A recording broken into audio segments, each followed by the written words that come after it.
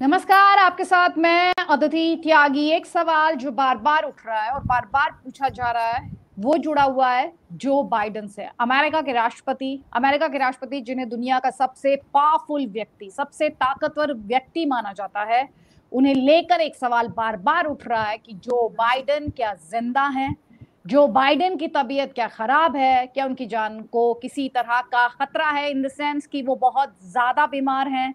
अगर आप social media पर जाएंगे और कुछ अमेरिकी जर्नलिस्ट के कमेंट्स देखेंगे तो उनके कमेंट्स में ये क्लेम किया जा रहा है, जैसे कि लॉरा लूमर है, वहां पर इन्वेस्टिगेटिव जर्नलिस्ट हैं ये, और ये क्लेम कर रही हैं कि जो बाइडेन, जो कि अमेरिका के राष्ट्रपति हैं, वो टर्मिनल स्टेज ऑफ इलनेस में हैं। और वो कह रही हैं कि मैंने तो कुछ हफ्ते पहले ही ये बता दिया था कि उनकी तबीयत ठीक नहीं है, जब एयरफोर्स वन पर इमरजेंसी हुई थी।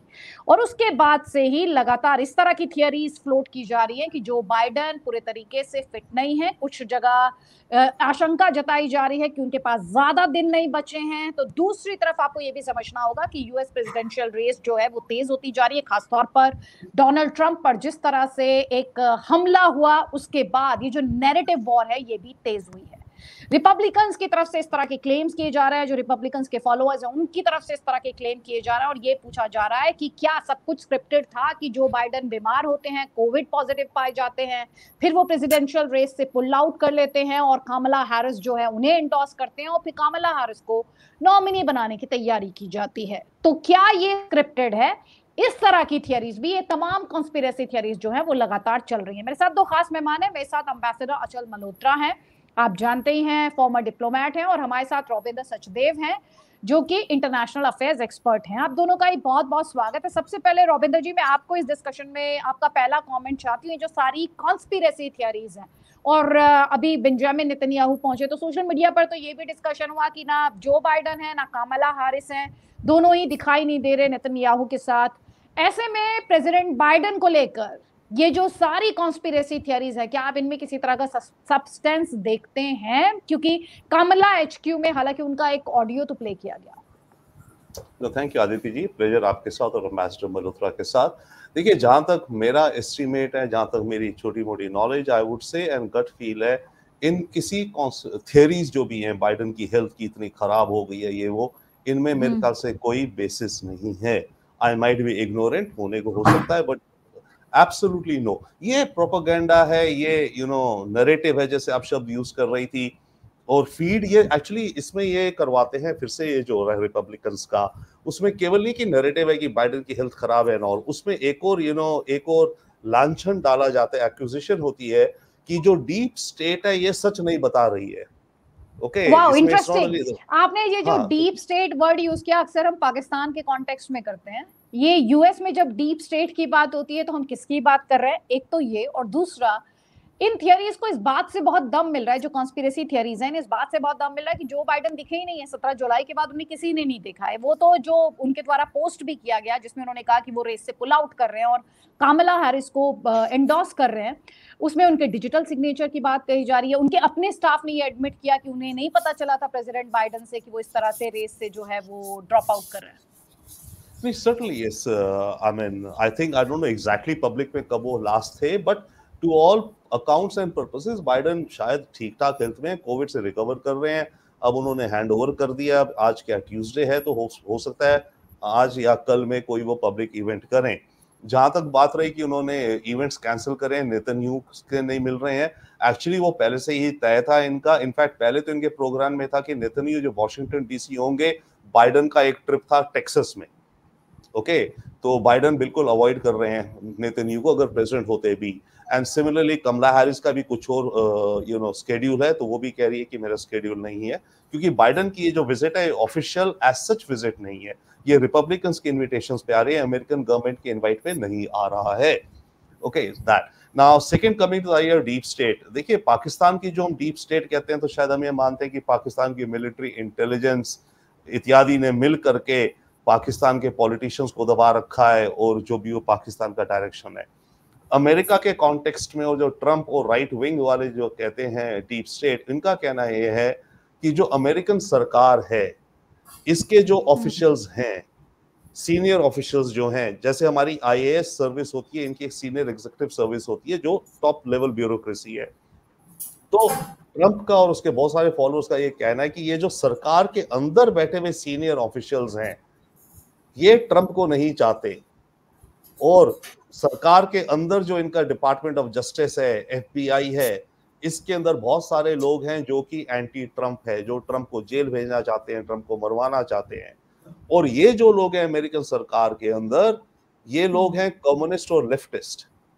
ये चाहते हैं कि अमेरिका एक कम्युनिस्ट और लेफ्टिस्ट देश बने, इनकी पावर्स बढ़े, और इसलिए ये ट्रंप को किनारा करना चाहते हैं। ये है डीप स्टेट। और इस डीप स्टेट में ये लोग इसको भी कहते हैं मीडिया, क्योंकि देखिए जब ट्रंप पहली बार था 16 से 20 तक, तो उसने काफी ऑर्डर्स पास करे थे, और असलियत में यस, जो सरकारी अफसर्स थे काफियों ने उसके ऑर्डर्स को फॉलो नहीं करा था, और उसके कोर्ट में चैलेंजेस आए वो लगाए, उन्होंने फॉलो नहीं करा, और उन्होंने बाहर मीडिया को लीक कर देते थे, तो मीडिया में खबर आती थी, और ट्रंप उस चीज से बड़ा त्रस्त और परेशान था। तो इसके हिसाब से, इनके हिसाब से long and short deep state ये है, अमेरिकन गवर्नमेंट के जो सीनियर अफसर्स हैं, including American intelligence, including American foreign service, DOJ, FBI, और हर डिपार्टमेंट में कुछ ऐसे लोग हैं जो सरकार के ऊपर तंत्र मंत्र पे कब्जा किए बैठे हैं, और ये लोग कम्युनिस्ट हैं, अब इनको उखाड़ फेंकना है।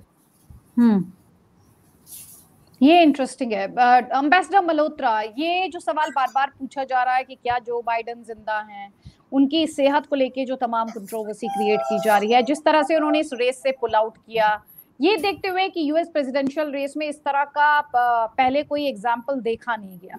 पहले लगातार हम यही सुनते रहे, प्रेसिडेंट बाइडेन जो है वो प्रेसिडेंशियल रेस में है, वो पुल आउट नहीं करेंगे, लेकिन अचानक से हमने देखा कि कुछ डेमोक्रेट्स ने भी, और फिर ये स्टेटमेंट्स आने लगे कि इज नॉट ओके, उनकी जो कॉग्निटिव और जो रीजनिंग है उसे लेके तरह तरह के सवाल पूछे जाने लगे। तो कुल मिलाकर ये जो पूरी स्क्रिप्ट है, ये आपको किस तरह से दिखाई दी, और इसे आप, ये जो कॉन्स्पिरेसी थियरीज इस वक्त चल रही हैं, जो कि कुछ अमेरिकी जर्नलिस्ट जो हैं वो भी कह रहे हैं कि not all is well in Biden administration, उसे आप कैसे देखेंगे as a former ambassador? Thank you, Aditi. Always a pleasure to do a show with you and my Thank dear you, sir. Robin. We have been together on many shows. देखो Aditi, बात ये है कि Joe Biden का इस race में आना, या शुरू से ये जिद करना कि नहीं मैं एक और बार कंटेस्ट करूंगा, वो मुझे बहुत ही कुछ अटपटा लगा था। आई थिंक सीनियर है, एल्डर भी है, पार्टी में रिस्पेक्ट है, रिगार्ड है, तो ज़्यादा किसी ने किया नहीं, but over a period of time हमें देखा है कि उसकी सेहत उसके साथ नहीं है। वो भूल जाते हैं, हवाई जहाज में चढ़ते चढ़ते लड़खड़ा पड़ते हैं, गिर जाते हैं, लोगों के नाम गलत देते हैं। तो अमेरिका, जिसे आप कहते हैं कि अमेरिका का प्रेसिडेंट दुनिया का सबसे पावरफुल व्यक्ति है, देश नंबर 1 है, तो ऐसे देश का अगर प्रेसिडेंट की इमेज पूरे दुनिया में इस तरह की जाएगी, तो जाहिर है कि अमेरिका की प्रेस्टीज पे भी इसका असर पड़ेगा। तो पहले तो उनका रेस में रहना ही मुझे अटपटा लग रहा था, फिर धीरे धीरे अब देखिए, अब दबे शब्दों में, खुले शब्दों में उनकी पार्टी के अंदर से ही आवाजें आने लगी। नैन्सी पेलोसी ने खुल के बोला कुछ दिन पहले, और भी लोग उन्हें परसुएट कर रहे थे, और उसके बाद मुझे लगता है कि ये शायद कोविड का कुछ हुआ, दोबारा बीमार पड़े हो। तो ultimately I think wisdom has prevailed, vice sense has prevailed, तो उन्होंने डिसाइड किया कि विड्रॉ कर लेंगे। अब विड्रॉ करने के बाद ये जो र्यूमर्स की बात कर रही हैं कि वो है नहीं या जिंदा नहीं है, तो इस तरह की र्यूमर्स हमने व्लादिमीर पुतिन के बारे में भी सुनी है। इनफैक्ट अभी जब रिसेंटली चाइनीज कम्युनिस्ट पार्टी की प्रीलिमिनरी मीटिंग हो रही थी, तो एक खबर आई थी, वो आई और फिर दब गई और खत्म हो गई, कि उनको मीटिंग के दौरान शीपिंग को पैरालिटिक अटैक आ गया है, इट इज पैरालाइज्ड। और हमने किम जोंग उन के बारे में भी सुनी है, इस तरह की खबरें किम जोंग के बारे में भी चलती रहती है। एंड भगवान ना करे कि उनकी तबीयत जो बाइडेन की बहुत ज्यादा खराब होगी, और तो चाहेंगे कि वो हेल्दी रहें। और बाकी अब जो कमांड है, जो अपने देश की कमान है, वो तो किसी और को देनी है। अब आप इसको देखिए ट्रंप और रिपब्लिकन के पॉइंट ऑफ व्यू से, जिस दिन ये अनाउंस हुआ कि वो विड्रॉ कर रहे हैं, तो रिपब्लिकन उसी दिन से अपनी कैंपेन रिकैलिब्रेट कर रहे हैं। उससे पहले उनका पूरा focus of course Joe Biden को डिमोलिश करने में था, उसको अपोज करने में था। उसके बाद उन्हें ये भी लग रहा था कि तो कमजोर कैंडिडेट हैं इन द सेंस फिजिकली, और ये सब आम पब्लिक जो स्विंग वोट्स है at the end of the day. हालांकि हम कई बार ये बारे में बात कर चुके हैं कि ये बड़ी ही स्ट्रेंज सिनेरियो है जिसमें अमेरिकन वोटर का इतना बड़ा डिलेमा शायद पहले कभी नहीं आया हुआ। एक तरफ कुआं, दूसरी तरफ खाई, मतलब एक तरफ ट्रम्प और दूसरी तरफ बाइडेन इज इक्वल टू एक तरफ कुआं एक तरफ खाई। क्योंकि ट्रम्प कैसे बिहेव करते हैं, वो इंटरनेशनल जो पूरा दुनिया है जियोपॉलिटिक्स को घुमा के रख देते हैं। तो इन सब चीजों को देखते हुए कि ऐसा लग रहा था यार ये क्या, एक बाइडेन बीमार, दूसरी तरह से बीमार इंसान, तो अमेरिका का क्या होगा। तो रिपब्लिकन्स को अपनी कैंपेन रिकैलिब्रेट करनी है, और सो कॉल्ड असैसिनेशन अटेम्प्ट के ऊपर भी उन्होंने अपना फोकस दे के इसका इनकैश कराना है। तो उनकी कैंपेन बनती है। तो आप इसे इन्फो वॉर कह सकते हैं, साइको वॉर कह सकते हैं। और अभी थोड़ा सा उन्हें लगा होगा कि अब अगर कोई हेल्दी कैंडिडेट जैसे कमला हैरिस टाइप आई है तो मे बी ये डेमोक्रेट्स को री एनर्जाइज कर दे, या उनके जो चांसेस या प्रॉस्पेक्ट्स हैं तो पहले से बेहतर हो जाए। और जो ट्रम्प जिस उम्मीद से थे कि भाई मेरी ये हो जाएगा, इसको बाइडेन को हरा ही दूंगा, तो शायद उसमें कई अब थोड़ा रिपब्लिकन्स में हल्का सा कहीं पैनिक आने की संभावना है। बाकी अब Democrats have to move very very fast, उनके पास दिन कितने बचे।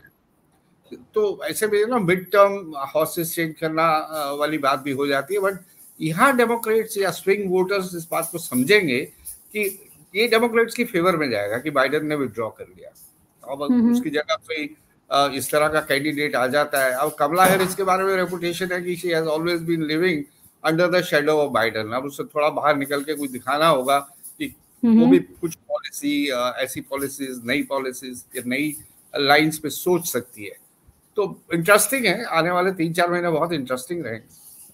ठीक है, आप बता रहे हैं काफी इंटरेस्टिंग है। रविंदर जी, जब मैं ये डिस्कशन आपके साथ कर रही हूँ तो ये अपने आप में जानने और समझने की भी कोशिश करूँ स्क्रिप्ट किसने लिखी है, क्योंकि हमने देखा किस तरह से वर्ल्ड प्रेस में बात हुई कि the bullet that couldn't touch Donald Trump had finally hit Joe Biden, he had to pull out। इस तरह की तमाम तरह की जो बातें हैं वो हम लगातार देख रहे हैं। तो अगर मैं कहूँ इस पूरी स्क्रिप्ट का स्टार्टिंग पॉइंट दिखाई देता है डोनाल्ड ट्रम्प का के खिलाफ वो असैसिनेशन बिड जो कि नाकाम हो गई, और फिर ये जो बाइडेन का रेस से आउट होना, फिर कमला हैरिस का प्रेसिडेंशियल रेस में आ जाना।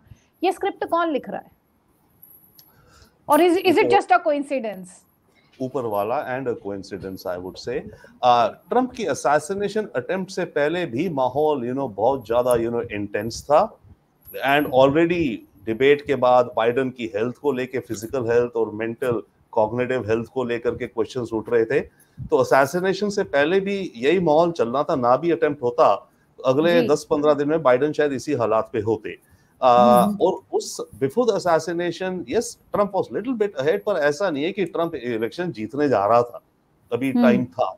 Now but yes assassination attempt definitely became a twister one, and secondly yes उसमें भी बड़ी थियरीज चल रही है कि ट्रम्प ने खुद को मरवाया अपने नंबर बढ़ाने के लिए। Simple language, again I will to the limited extent I know I will totally rule it out, ऐसा कुछ नहीं, इट वाज अ रियल। अब क्यों करा उसने अटेम्प्ट वो कह नहीं सकते, राइट। एंड उसके बाद यस ट्रम्प को थोड़ा सिंपैथी का थोड़ा सा वे मिला रहेगा, और कन्वेंशन बड़ा अच्छा गया इनका। जब उस समय देखिए आप, ऐसी सेलिब्रेशन थी और वेरी वेल ऑर्गेनाइज्ड इवेंट था वो, ओके। तो उसके चलते ट्रम्प को थोड़ा मोमेंटम दिख रहा था। और इधर डेमोक्रेट साइड, जैसे एम्बेसडर भी कह रहे हैं, आप भी कह रही हैं, ये सब टोटली डीमोरलाइज थे डेमोक्रेट्स। इनके अपने बेस, इनके अपने पार्टी वर्कर्स कहिए, उनको तो छोड़ ही दो कि नयों को क्या कन्विंस करना। इनकी प्रॉब्लम ये थी जो ऑलरेडी है उनको ही हम रख रहे हैं, वहीं से भी अफ्रीकन अमेरिकन भी जा रहे हैं, हिस्पैनिक भी ट्रम्प की ओर कुछ जा रहे हैं। तो ये एक बड़ी डीमोरलाइज सिचुएशन थी डेमोक्रेट्स के लिए।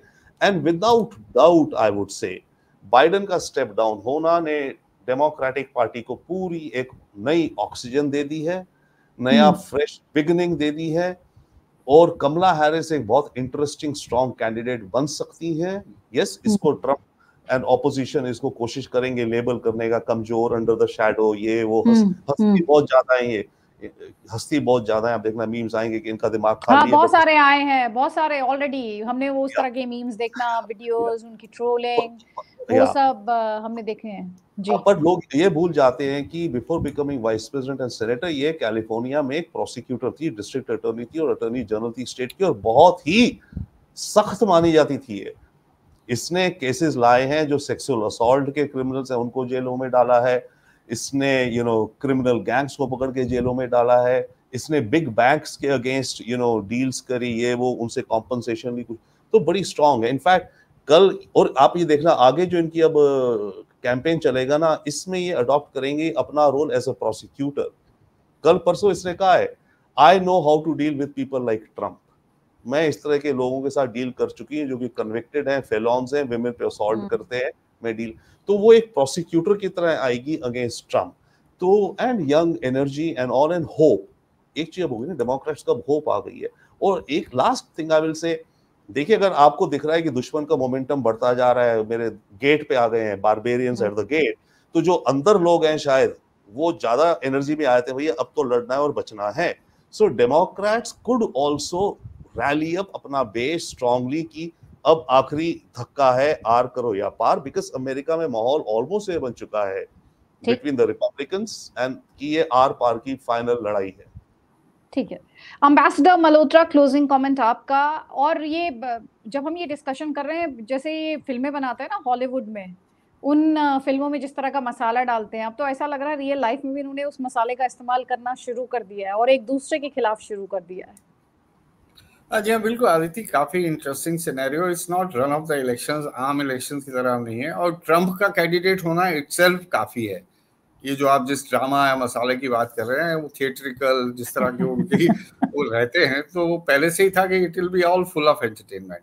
फिर बीच में असैसिनेशन आ जाना, इनका विड्रॉ कर लेना, Kamala Harris will she be able to build up और नॉट, ये बहुत सारी चीजें हैं। और साथ में खैर ऑफ कोर्स एक बड़ा क्वेश्चन हमारे पॉइंट ऑफ व्यू से भी ये है कि कौन हमारी फेवर में, अगर डेमोक्रेट्स या रिपब्लिकन, हमारा इंटरेस्ट कौन ज्यादा सॉल्व करेगा। ब्रॉडली तो of course there is a bipartisan support है, रिपब्लिकन्स भी हैं, डेमोक्रेट्स हैं, सभी स्ट्रेटेजिक लेवल पे हमें एंगेज करना चाहेंगे। पर मुझे लगता है कि डेमोक्रेट्स वो सो कॉल्ड ह्यूमन राइट्स और इस तरह की रिलीजियस फ्रीडम और इस तरह की जो बातें होती हैं, उस पर कुछ वो ज्यादा ही प्रोएक्टिव रोल लेके they are more critical of India. Republicans थोड़े से, और हमने ट्रम्प से डील किया हुआ है, ऐसा नहीं है, पिछले उसके टेन्योर में हमने डील किया हुआ है, तो मुझे नहीं लगता कि भारत के पॉइंट ऑफ व्यू से कोई बहुत बड़ा अर्थक्वेक आएगा या शेकिंग कोई भी आ जाए, हमारे लिए इतना मुश्किल नहीं होने वाली है। हम Biden administration with critical approach towards India on certain issues, वो भी हमने उसको अच्छे से जब जरूरत पड़ी है जवाब दिया है। उनके एम्बेसडर ने अभी उस स्ट्रैटेजिक ऑटोनॉमी को लेके एक फालतू सा कमेंट दिया था, उसका भी सूटेबल जवाब दे दिया हमने, तो ऐसा चलता रहेगा। But where it matters, strategic matters, geopolitical, वो दोनों पार्टीज के साथ हमारी अंडरस्टैंडिंग मुझे लगता है कि बराबर की है, और बाई पार्टिसिपेशन सपोर्ट है यूएसए में इंडिया से इंडिया को एंगेज करने की, वो बनी रहेगी। Over to you. नमस्कार, जय हिंद, जय भारत।